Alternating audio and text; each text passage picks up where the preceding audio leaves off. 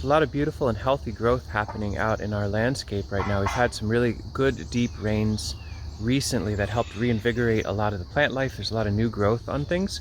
I want to take a detailed tour of our home backyard garden. That's where I'm standing right now at some point really soon, but I realized what I haven't been doing is back in the distance there is our 14 by 50 foot high tunnel. I was documenting a little bit more regularly in the spring, late winter, spring, about seed starting and heat, compost heating systems and the like. I want to do an update about what that structure's up to. We'll come back to this another day really soon. So right now I'm looking at the north side of this high tunnel. I imagine there being some issues with this sooner than later. It's been here for a few years, and I can see some spots where the paracord has been rubbing on the poly, and there's like a little crack here or there. I wonder what'll come of that. I'm really open to some suggestions if people have ideas of what I should do proactively. But let's look at the actual life inside instead of just the plastic and metal of the outside. At some point I thought I was going to do a more elegant upgrade to this door, but it turns out that chair laying there has worked fine. So it's been, I'm sorry chair, but you're the thing that keeps the door open. Let's go inside. Go to a wide angle lens here because there's just so much to fill the eye. Even just in person it's a little hard to take it all in what's happening. I'm just going to start on this east end and walk down the line and pick out things that I think are pretty interesting to share and talk about. This was where we were doing our compost heating experiment late winter, early spring. I'm going to try to find that video and link to it here if you're interested. And this is what that same system looks like in the summer. We had earlier on in the season some cucumbers growing on the north side, trellised up and over. Something happened there, I think maybe voles or somebody chewed on the stems, or they dried out for a moment, they died. And what are you going to do? But worked out just fine to make some room for this now very, very happy habanero. It's early for them to be ripening fruits, but they're one or two here or there. We'll get a big flush at some point. And then the real winning character, these are sweet potatoes that were left over from that we grew last year that cured decently well. They were sprouting a little bit, and so we just put them in, and it turns out sweet potatoes do not mind growing in extremely rich, pure, somewhat finished compost. They're finding some of the strings that the cucumbers were using and climbing those. We would do well to start eating sweet potato vines. The leaves are pretty delicious. Where they start to get into the walkway and spill out, we'll need to be eating them so we don't step on them. I wonder what sort of harvest we'll get out of here. It's just an amazing thing to see. I think I put one slip there and one slip there, and so it's covering the soil amazingly. We've been watering this, and I think they're rooting in as well. So we'll take a look at what they do in the fall. I'm pretty excited for that. But for now, what an abundantly beautiful green mess. I love it. We've got some nice beds of different complexities of guilds. So we've got mullein here, which just showed up. Beautiful accumulator. There, that mullein is tapping down into the moisture deep in the earth and bringing it up. It's right in the walkway, but it's on the edge, so we can pull leaves as needed and use them as a mulch.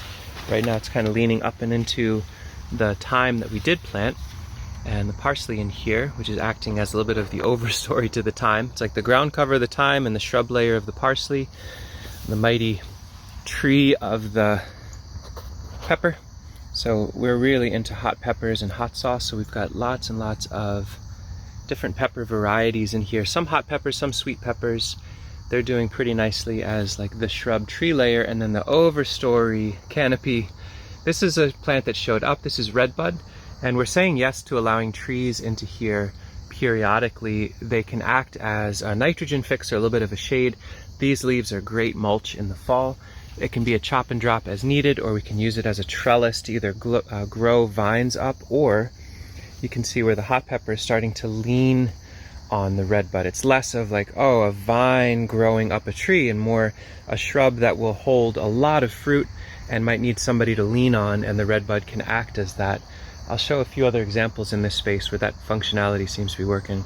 Tucked in the back here is an artichoke and some rosemary, so some perennial elements. That black currant is a seedling that'll need to be dug out. In fact, there's some rosemary and some other characters back in there where this is lovely. It's wonderful to have seedling black currant show up, but we might need to get those out. We can sell them or move them along or plant them. The rosemary and the artichoke actually need to be in here. The black currant would probably be happier elsewhere, although right now it seems pretty happy in here. Artichoke is actually a character we've got in a number of places in here. This isn't Jerusalem artichoke, and it's not cardoon, the, you know, nearly artichoke but not quite, but actual full-on cultivar artichoke. We started these in late February on bottom heat in the home, moved them out into containers in here, and then transplanted them in. I don't believe that they'll make fruit, that they'll make artichokes this fall. If they can overwinter here nicely with a good strong taproot and some protection from the cold conferred by the high tunnel itself, but then also the heating system, I think we can have a perennial artichoke in here in a few different spots. We've got some different microclimates to test them, and hopefully we get some fruits next year and onward.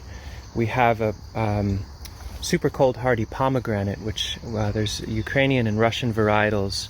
We're going to see if that will be able to grow in here as an overstory to the sea kale, which has proven itself to be extremely happy in the warmth and surprisingly the drier soils of this high tunnel. The roots in there must be absolutely deep and massive. And then the overstory that's providing a little bit of shade to everybody in here right now are these figs, which have overwintered pretty nicely. We cut them back somewhat hard, but they are promising a strong crop. What's fun about these is not only are they growing so much, this is all this year's growth, the moment they touch the plastic at the top or they start to cross a walkway, I'm actually rubbing through one right now. Let me zoom out and show you. You can see where these figs are starting to lean over the walkway. We have our softwood intermittent mist system set up again this year, which I'll document at some point. And I've just been taking cuttings of figs that are in the way. We need to be able to walk through there, and so they're flopping over. We can cut them and bring that material back and actually turn them into more plants. In fact, you can see back in here where I took some cuttings the other day, there's a lot of new growth that's starting to form up, and then the figs that are on the stem will try to actually ripen. So I would love some advice from folks, recommendations of resources. How should I be thinking about shaping and pruning these figs? If we don't do anything, I think this whole high tunnel will collapse in a fig-tastrophe. It's cool, it's wonderful, but they don't seem compatible with complex diversity all around them. Is there a pruning system that folks would recommend? Something that can keep them in the bed and productive, not rubbing the plastic, not taking over the joint. We love having them here, but I need to be a little bit careful about unchecked, unbounded fig growth. More hot peppers, sweet peppers, and rosemary all through. Rosemary feels like an element that can be a very reliable keystone in here, and wherever it's hard to get into a corner. So right in there, there's horsetail. We put in rosemary. It's hard to get that corner, so if that filled out as rosemary, I'd be absolutely delighted. Rosemary and artichoke as keystone perennials, and then infilled with hot weather lovelies like hot peppers or ashwagandha or turmeric and the like. Oh, turmeric. They're in here. They're growing well. These were leftovers from a project. Sasha bought in 5 pounds of turmeric seed from a place online, I think. Oh, I'll put a link here if I can find it.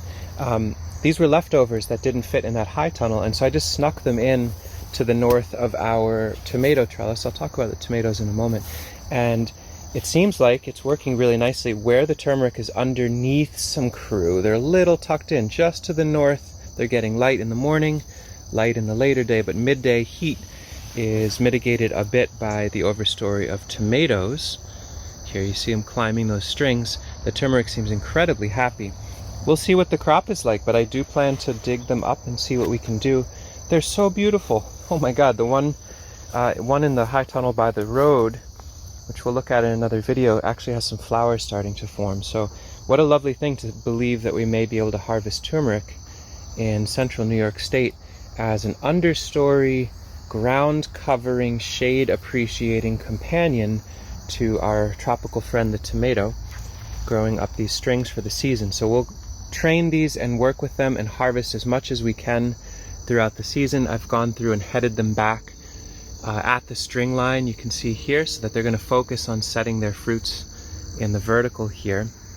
And when they're done in the fall, we can cut them away, we can dig up our turmeric, hopefully, and then hopefully have some transplants of lettuces and spinaches and return to the seasonally appropriate stuff for our region as we get into October, November. I ran this heavy-duty paracord over the framework in this structure. Hopefully this is enough. I tied it off in a few places, and then used string from Johnny Seeds, whatever, it's a synthetic nylon, I believe, for every tomato. Finally put in the effort to, do the proper management with these plants this season. Pinch the inner nodes more or less. Run out of time here or there. Normally I do it with scissors, so it's a little cleaner. You can see why, because that's a pretty haggard rip. But it pays off, and my friend Eric over at Black Creek Farm and Nursery, he does tomatoes at scale, and he reminded me, hey, you can use these little black clips to get the tomatoes started, and then really all you need to do is just keep winding them around. And the same thing with cucumbers, which are doing nicely in here. They're winding down from disease and different stressors. They put on a ton of cucumbers early. We'll do maybe another round with them, but tomatoes actually run up a string, each tomato with its own string, with internode pinching. Turns out you get a lot of potential. They're still just beginning to size up and get some color, but every lineal foot in here has a couple of tomato plants, and it feels like they're ready to put on a nice crop. See on the south side of this row, tomatoes starting to get a little bit of color. We've been harvesting a bit here or there. We've got some peppers to the south of them as a shrub layer underneath that vining layer with some staves to support them.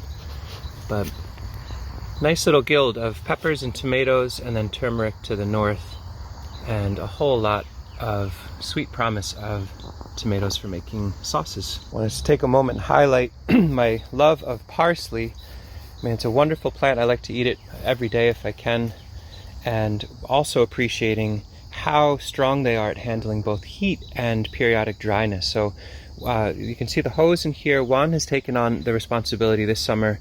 Every 2 days, 3 days or so, he comes out and uses rainwater through this hose to just deeply, deeply soak key plants that are planted. And I don't believe the parsley is on that list of like, hey, I'm going to water those, but the turmeric is, and the plunge of soil, or the plume of water coming off of the focus being paid to these plants and to the tomatoes has been enough water for the parsley to get their tap roots down in there.